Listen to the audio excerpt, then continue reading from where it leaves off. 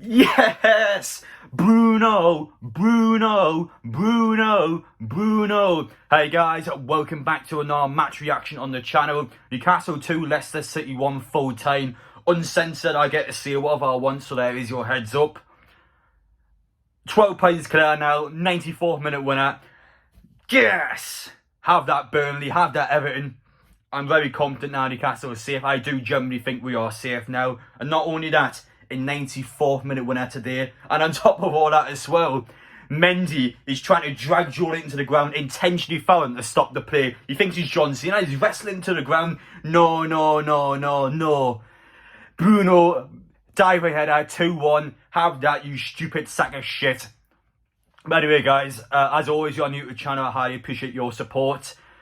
And I mean, I don't drink alcohol at all, but I'm going to make one exception today because that one felt good. It really did. So, cheers.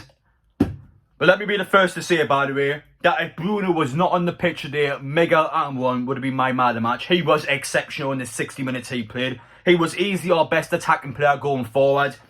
I mean, what did I say? He had a really good game. And if he plays like more often, then I'm not going to slag him off again. So to all those people last week that disagree with me, then yeah, 100% he was one of our best players on the pitch today. Do not get me wrong. However, though, I still stand by the fact that I want to see him score and I get assist at some point because he's got blanks in both of them this season. So that's still a concern, but that was a top-level performance today. Well done. And Almiron, cheers. Next up, Emil Kraft. I mean, what the fuck? He's actually a good football player week in, week out now. He's playing consistently well. And again today, another top-level performance. In the second half when it was 1-1, I don't know who it was, but one of your Leicester players had a chance inside the box and literally crafted a last-ditch block and kept us in that game. I mean, holy fuck, he's actually playing well week in, week out. So not only is Eddie Howe can transform the likes of Joelinton, Shelby, Lascelles, whoever it may be, Emil Kraft is actually playing well again. I just want to see more of Emil Kraft, to be honest. I can't believe I'm saying this. I'm looking forward to Wednesday. I'm looking forward to seeing his performance at right back. So, again, Kraft, well done. This one's to you. And let's talk about the obvious man of the match now, Bruno. I mean, I'll be honest, before he scored the equaliser, the first 30 minutes or so, he was just okay. He was there. But once he scored the equaliser, though, don't know, something flipped in his mind. The light bulb in his head turned on and he started destroying the Leicester players. They didn't stand a chance against him. So yeah, those three in particular, Kraft, Almiron and Bruno, I mean, those three were exceptional today. Now, what do I think about the rest of the team, the performance itself? Now, as always in these sort of videos, I'm going to talk about the things I liked and the things I didn't like. Yes, we won today. That's the most important part. Ultimately, I don't care how we play as long as we win the game. But again, the coaches, the manager, etc., they've got to look back in these games and pinpoint the bad errors so they can try and tweak them up for future games. And that's kind of what I'm doing here. So I'm going to talk about all the things I didn't like as well. So first off, the attack. As I said, I liked Almiron throughout the game, but Chris Wood and St-Maximin, now those two, St-Maximin especially, but every single time St-Maximin had a chance to release the ball, a chance to shoot or pass or whatever, he just messed it up every time. I couldn't believe his shots he was having. Every shot was going over the ball, or over just P-rolls at the goalkeeper. It was so frustrating because he was creating good runs, but every attack he was just fucking up. He was getting on my tits. He kept ruining every single one. And it's annoying because, again, as I said, he was making good runs. It's just, he wasn't creating anything. He was just messing everything up. And Chris Wood, I get it, strikers don't get service sometimes, or strikers just have off days, but he needs to get involved more. Callum Wilson, for example, yes, he doesn't score every single game, of course he doesn't, but when he doesn't score and he's always getting in behind the defenders, he's always working amongst the team, he's always pressing high, he's always trying to just put pressure on the opposition. And Chris Wood, he doesn't really do that. He's a bit slow, he's not getting involved enough, and unfortunately in these sort of games where you need the striker to seriously kick it on, he just doesn't do that. And it's sad because I like him as a football player, but he is definitely not the player he was a couple of seasons ago, and we need to try and work and get him back into that form. The midfield itself, I think Shelby was okay. He wasn't amazing. Joelinton as well was just okay. I mean, they were decent. Again, Leicester are a top-level side, you know, a European side. Yes, they're about 10th in the table, but if they won today, again, with a couple of games in hand, they could potentially be pushing towards a European spot. I think we have completely killed that for them now, which again, I mean, well done Newcastle. But Leicester are a good side is the point I'm making there. And the midfield did an okay job. The match itself, I mean, the second half was weird. I thought the first half we were okay. Their goal was just shite. That wasn't good enough from us there. The way they scored their first goal, it was a corner tactic. We've got to be dealing with that back heel better. So someone wins the back heel in the front post. When he makes that back heel, we've got to push up and make sure we can block the shot. We don't do that, and the shot just somehow goes through everyone and into the back. And I haven't even watched the replay yet, but how is it finding its way through it? I don't understand that. It's shit from us. But other than that, though, I thought defensively we were pretty sound. The Brad guy, I mean, yes, his kicking's not the best again, but I mean, so what? We won the game. That was the most important part. As I said, though, fullbacks I was quite pleased by. I thought Kraft was a better of the two fullbacks, but Matt Target had a lot to do in that game, and for the most part, handled pretty well. Centre halves as well.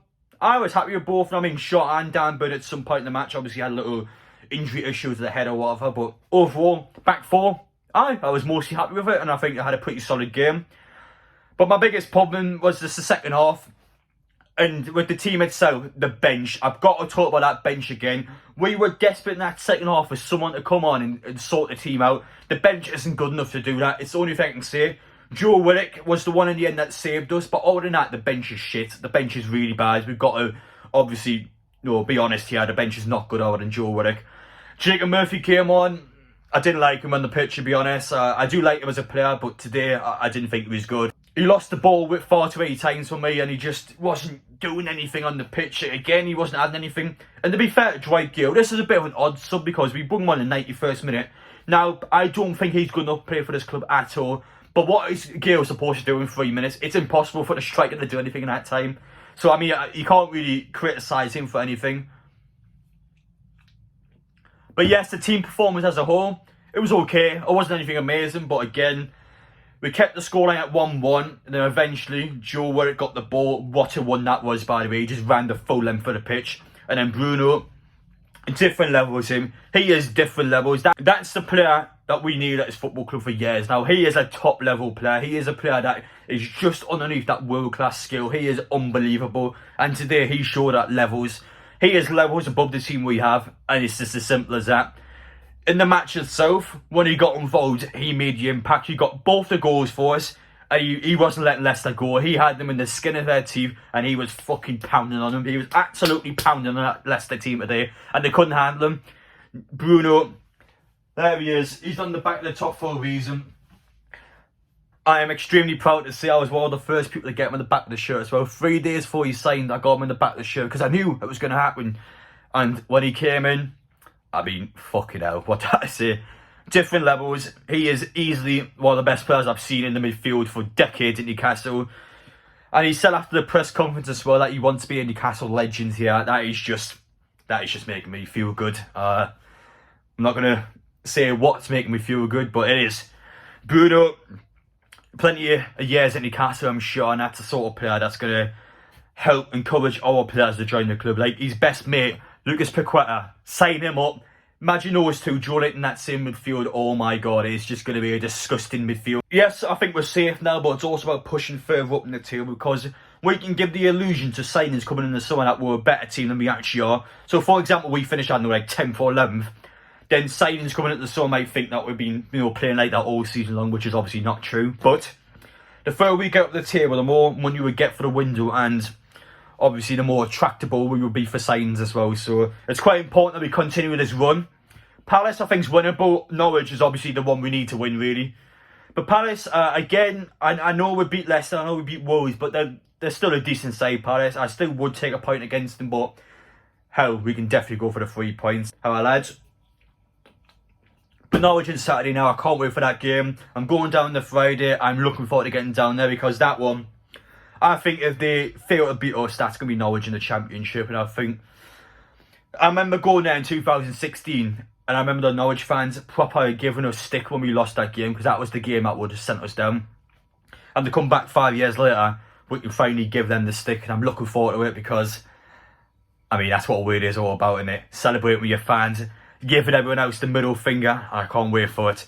So yeah, we got the best situation possible from that game. Burnley, of course, 1-1. They missed a penalty. Yeah. I mean, what do I say? Easter Sunday, it's actually it paid off. It's actually been a good Easter Sunday. I can't believe I'm saying this. I thought we'll be screwed over on Easter Sunday, but no. It was a great time. We get the job done against Palace on Wednesday, and then we beat Norwich on Saturday, and fucking hell, we're going to be having a field day. But yeah, guys, I don't think there's much more to say, to be honest. We deserved to win that game, I think. I mean, I don't think we were amazing in the match, but I don't think Leicester were anything special either. They just turned up, they just attempted to do stuff.